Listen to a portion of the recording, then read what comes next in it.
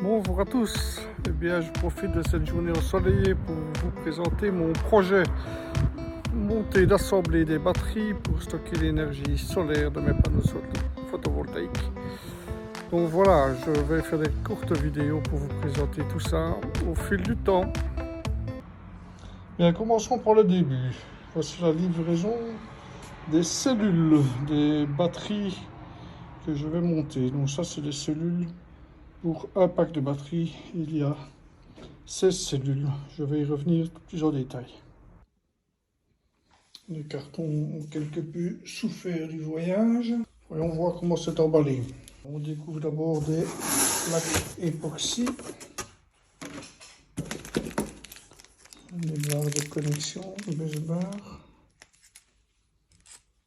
Très très bien.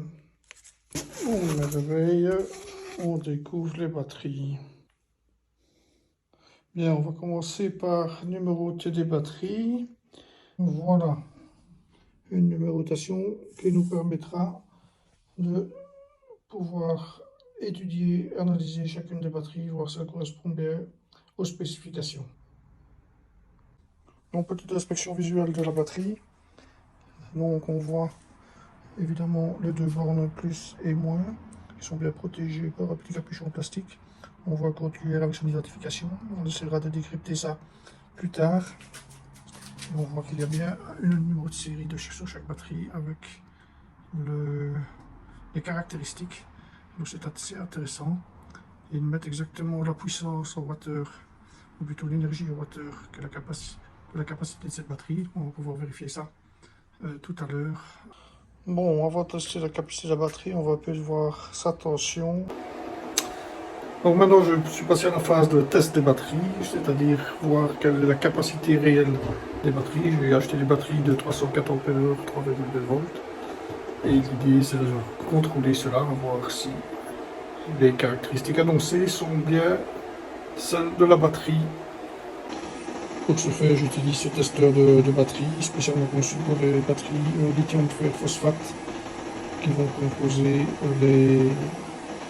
l'ensemble de la batterie solaire. Donc, je vais tester chaque batterie individuellement. Ici, on peut déjà observer le graphique pour charger la batterie.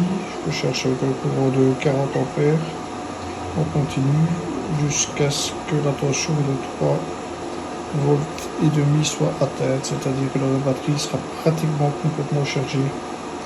Et ensuite, on fera un test de décharge complet et ça nous permettra de connaître sur cette partie-ci de l'écran la capacité de la batterie. On voit que le système de testing est muni de deux pinces, une pince pour prendre la tension et une pince pour charger. Donc à ce stade, on a déjà chargé 100 ampères, pratiquement 100 ampères. Et donc ça a pris, puisqu'on cherche les 40 ampères, ça a pris 2h30 pour charger les 100 ampères. On voit que la tension des batteries augmente lentement. C'est typique de ce type de batterie. Et voici quelques jours ont passé. Je suis toujours en train de tester les différentes cellules, leur capacité. Je suis en train de noter toutes ces capacités. Et j'en profite pour mettre toutes les cellules en parallèle. Donc je fais un branchement en parallèle, tous les moins sur les moins, tous les plus sur les plus, pour obtenir un équilibrage parfait entre les tensions des différentes cellules. À l'issue du testing de capacité, bien que le protocole de test est toujours le même, le cycle de test est toujours le même, eh bien je constate qu'il y a quelques millivolts d'écart entre les différentes cellules. Et donc voilà la mise en parallèle de toutes les cellules. Ici j'en ai 8 sur les 16, me permet d'être sûr qu'elles seront toutes parfaitement équilibrées d'un point de vue tension. D'ailleurs, si je regarde ce que mesure pour l'instant le l'ampèremètre, je vois que j'ai un courant faible certes, mais un courant qui circule entre les cellules. Ça c'est le tableau avec le récapitulatif des mesures. On voit que la capacité mesurée, elle est un petit peu variable d'une cellule à l'autre, mais quand même proche. Donc on va de 100,2% de capacité nominale à 102,1%. Et ceci, c'est simplement les batteries suivantes qui arrivent. Elles sont dans ce porte-conteneur qui vient de Shanghai. Bon, voilà, maintenant on va faire un test général de cette batterie. Donc on a 16 cellules de 304 ampères. Elles ont toutes été mesurées, elles ont toutes au moins cette capacité-là. Alors, je prends la tension entre le moins de la première batterie et le plus de la dernière, et j'ai 3,342 volts. Au préalable, j'ai pu vérifier qu'il y avait entre les batteries un écart de 5 millivolts, ce qui est très peu. Plus il y a des batteries neuves, j'ai pu le vérifier sur le QR code. Ce sont des batteries très récentes et donc de bonne qualité. Donc, avec ce dispositif, je vais maintenant faire un complément de charge. Plutôt d'abord on fasse un courant constant de 10 ampères jusqu'à ce qu'il atteigne une tension de 3,45 volts. Ouais, on voit bien que j'aurai bien 10 ampères dans le système.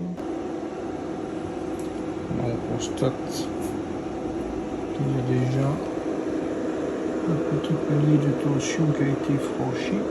C'est assez intéressant d'ailleurs de voir la charge de ces cellules lithium fer phosphate. Donc, la courbe de charge elle est très place sur la tension. On voit quand on appuie beaucoup que la tension augmente, ça c'est normal. Et puis elle reste plate sur, je dirais bien 90-95% de la charge, avec de temps en temps un petit palier comme ceci qui augmente la tension.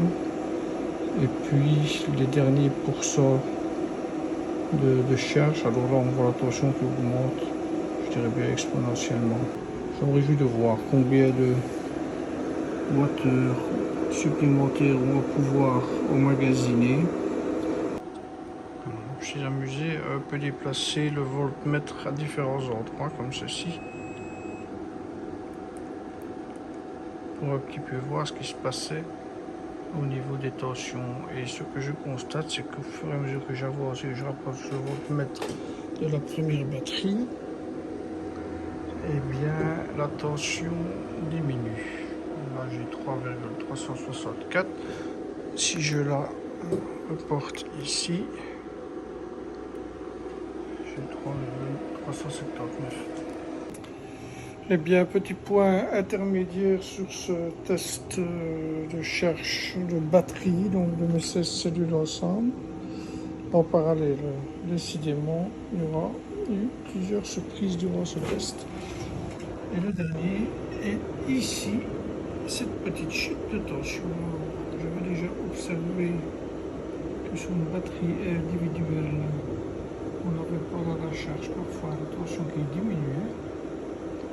Je ne pouvais pas m'imaginer que ça pouvait se produire sur un ensemble de batteries en parallèle comme ceci. Vraiment, j'ai du mal à comprendre ce qui peut se passer parfois à l'intérieur de la chimie de ces batteries. Bon, je m'attends à avoir une tension qui augmente jusqu'à 3,45 volts. Parce que c'est la limite que j'ai fixée. Je ne vais pas monter à 365 volts qui est la limite supérieure.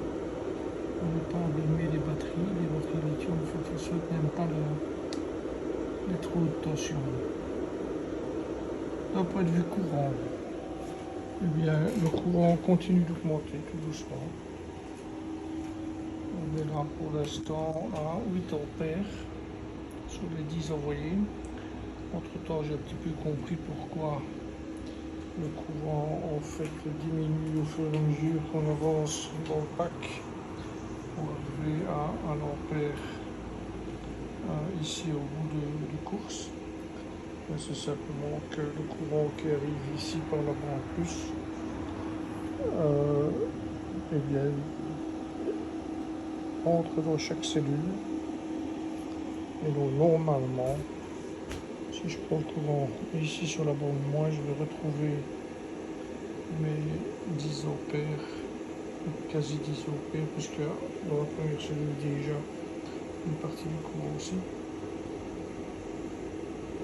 Et donc, de 10 ampères sur le plus, on arrive à 0 au-delà de la dernière batterie.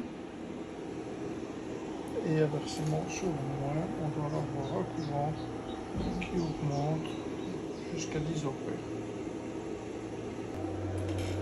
Petite particularité aussi, vous voyez ce petit pic là. Le petit pic qu'on observe au début quand on changeait les pinces du voltmètre. Ici, c'est quand je change de place la pince ampère métrique. Ça a une petite influence sur la tension. C'est assez étonnant. Donc voilà. Pour dire qu'on parle de millivolts, ce qui est quand même très très faible comme tension. Mais on a plusieurs surprises dans ce test. Bien voilà, c'est en conclusion du test de ces cellules. On a une capacité supérieure à la capacité annoncée, donc j'ai 318 ampères en moyenne, alors que la capacité annoncée est de 304. Je préfère comparer en wattheures, j'ai 1067 wattheures en moyenne par cellule, pour 972,8 pour être précis, annoncé. J'ai fait par la suite un deuxième test pour 16 cellules supplémentaires pour le deuxième pack de batterie qui me donne le même type de résultat. Alors, ce sont toutes des cellules de la marque EVE. Le premier lot de ces cellules avait été produit au mois de mars. Le deuxième lot également au mois de mars, quelques jours plus tôt. Toutes les cellules sont arrivées avec une tension de 3,298 volts, à l'exception d'une cellule dans le deuxième paquet de ces cellules. Voilà, je vous remercie d'avoir regardé cette vidéo jusqu'au bout.